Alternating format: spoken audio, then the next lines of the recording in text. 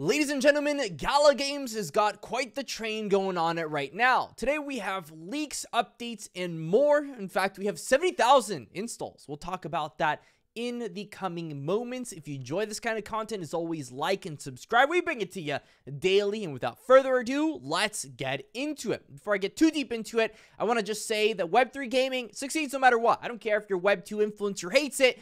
It's too bad, too sad. I'm working right now on a Champions Arena hub. I think it's looking awesome, and we've got brand new leaks. And look at how this card is looking. This is like, people don't understand how many lines of code it takes to actually build out just this little scene right here. But hopefully I have this out in the next week or so, and people can begin to utilize this Champions Arena hub for Champions Arena. And talking about Champions Arena has just passed 70,000 installs, and this is huge news. I mean, this is a breakout game on the Gala Games ecosystem.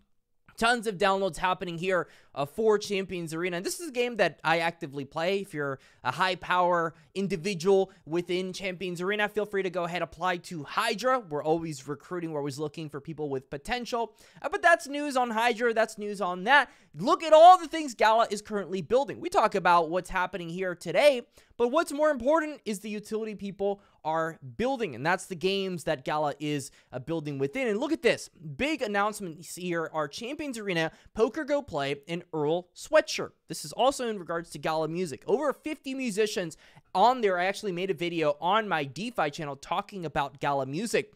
Gala Music has been a lot more successful than I originally anticipated it was going to be. I mean, that ecosystem is growing faster than I'd expected. And something else we're going to begin to talk about more and more coming into next month is Echoes of Empire. I mean, that game is coming out next month. Echoes of Empire, a Forex grand strategy game on Gala Games, is coming out next month. Now, I haven't had the privilege of playing it. We had some news on Legacy that apparently the Legacy developer is alive and doing things, and hopefully that game can come out to us soon. I'll have more on that later. But very interesting stuff, to say the least, that they ain't stopping, slowing down, or getting distracted. They have film projects that will be blowing minds. LFG, but Witchboard, apparently that's supposed to be coming to theaters. I'm not sure if it's this year in Q4 or in Q1 and next one. I don't have exact details on it, but I am looking forward to Witchboard for sure. And here we go. Talking a little bit less on Gala. We'll come back to Gala. I want to talk about something that happened in the Web2 gaming space, in the regular gaming space, that has to do a lot with cryptocurrency gaming. In fact, there was a creator league which was recently announced. This was an awesome announcement. People were so hyped for it, and it was great until the regular gaming influencers decided to look a little bit deeper into their contracts, or maybe they're saving face. We're not sure just yet. And they're pulling back a little bit on the whole crypto part. So you see here Connor Seadog here talking about his situation within the Creator League. So I'll just be real with you guys. I accepted to join the Creator League, not fully understanding the technology behind it. Needless to say, with the current information available, I am planning on withdrawing. I was not told or made aware at any point that there was blockchain technology, and was only made aware of that information when the event went live. I was given assurances that it had nothing to do with NFTs. Given my vocal hatred of such technology, I would never agree to join had I known that. It's an embarrassing mess up on my part to agree to promote this to my audience. I'm sorry. We'll talk about it more when I can. And here's the funny thing. He didn't even realize that there was crypto technology on there. And it literally does not affect him at all, right? And yet he vehemently hates the technology so much that he's willing to pull back on this Creator League just because it has crypto on it. The blockchain part, it is not malicious at all. It is perfectly fine. And yet just the fact that it has NFTs on it makes it a no-go for a lot of these Web2 gaming influencers. And here's the ultimatum. Right now, they hate us. It is the cool thing to hate blockchain technology. It's the cool thing to talk about every game out there and be like, oh God, but Web3 is just Axie Infinity. And here's my take on Axie Infinity. If anybody that is holding, I don't even care. Anybody that's in the Axie ecosystem, first off, I have no interest in working there. I don't care.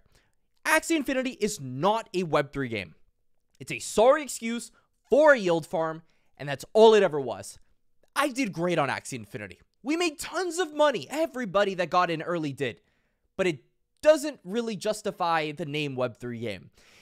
It's not a game. It's a yield farm. And if you keep comparing cryptocurrency games to Axie Infinity, we're just going to get back to this situation where people are going to be scared and they're going to be like, oh my God, it's got blockchain on it. I'm not even going to get close to it. It's why Gala is exploring ways to stop calling it NFTs and something else, maybe verifiable digital asset or just digital asset, or so many different names for it, right, that people are going to be coming through and saying in the coming months for blockchain gaming. But ultimately, these Web2 influencers with millions of followers, and they've got all these different things going on with them, if they don't adapt, because Web3 gaming is coming, then, I mean, I'm more than happy to take up that market share. That's all I got to say, right?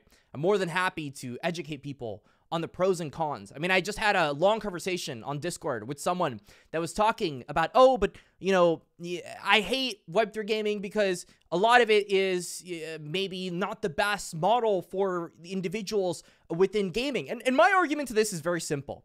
If Call of Duty decides to shut down their servers on one of their games, you're screwed out of luck. If your private server shuts down, you've lost absolutely everything. Web3 gaming does not have to be filled with a bunch of Ponzi schemes. Web3 gaming only follows the Ponzi scheme model because of the games that ended up making it popular in the first place. That's not to say that many Web3 games are not doing very similar models to what's happening in regular gaming, which this argument, you know, time and time again will come up. If you've got a major title, let's say League of Legends, right, and it's out, and it releases a chroma skin, which just changes the color of your champion or hero, it doesn't matter, right? $100 for a chroma is ridiculous. And if you could have just traded a couple skins to some other player for that chroma, you probably would have been better off. And the reason that they don't do it, it's very simple, is because it's not good for the player. The entire reason that blockchain gaming hasn't taken off yet is because it's so funny, because players are shooting themselves in the foot here, because it's so much better for the average player to go ahead and interact with these ecosystems if you just had ownership of your asset, if you could actually sell it on an open marketplace instead of just giving money over to Valve to open up a key and then paying this ridiculous fee and then having to go to this Chinese third-party marketplace. You know, it's complicated. There are a lot of barriers to actually cashing out in Web2 gaming. And it's funny that people say Web3 gaming is so complicated, and yet there are many games coming out, for example, Champions Arena coming out, where you just go on the App Store, download it, and you're done. The only perk it has over every other turn-based strategy game out there is simple. It gives you ownership of NFTs. That's it. You've got arenas. You can go ahead and earn something off of it.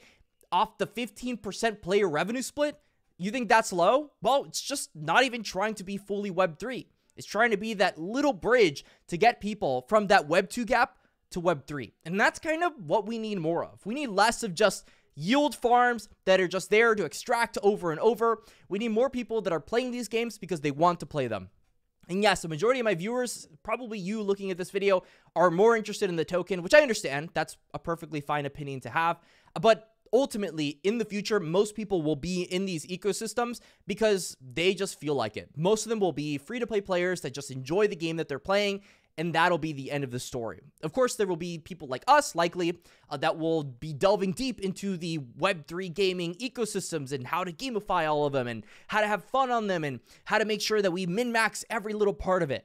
But we're going to be the minority, and that's something that we kind of have to come to terms with. We might be the majority right now, but we're probably going to be the minority in the future, and it's important to increasingly kind of shift the narrative over to the fact that people will be playing these games for fun, and it's just going to be that step up from, you know, the freemium model where everybody went ahead and purchased these different add-ons, right? Let's say that gave you extra experience and different stats in your game. You spent $5 for this mega bundle that gave it to you. It was a free-to-play game. You went ahead and did that. Great for you. I think we're moving into this model with player revenue splits. I think it's better for people in traditional gaming. I think people having their own assets in their own wallets, maybe they don't even need to learn the whole seed phrase part. That is the vision of Web3 gaming. People overcomplicate it too much, and they keep saying, oh, but you need to earn some play-to-earn token off of it. People have to make money or else it's not worth it at all. And the truth is, that couldn't be further from the truth. So we'll see what ends up happening here in terms of developments in the scene. But it's a sorry excuse. That's all it is, and that's all it will ever be. And this is what people are here for. These are last expedition biome leaks. This is a beautiful game. They're doing a big update on this one, and I cannot wait to play it. I can't wait to play it because I enjoy FPS games. Yes, there are tons of games that come out all the time. All the time. And is there a guarantee that these games will pop off and be the next big thing? Nah. But I guarantee you these Web3 gaming technology as a whole, the Web3 gaming technology, will end up being integrated into a lot of these regular games because it's just the next step up. When gamers realize this, when it clicks, it's going to be fast. It's going to be radical. And all these Web2 influencers that are going off and being like, oh, just because it has blockchain technology, I'm not going to do it.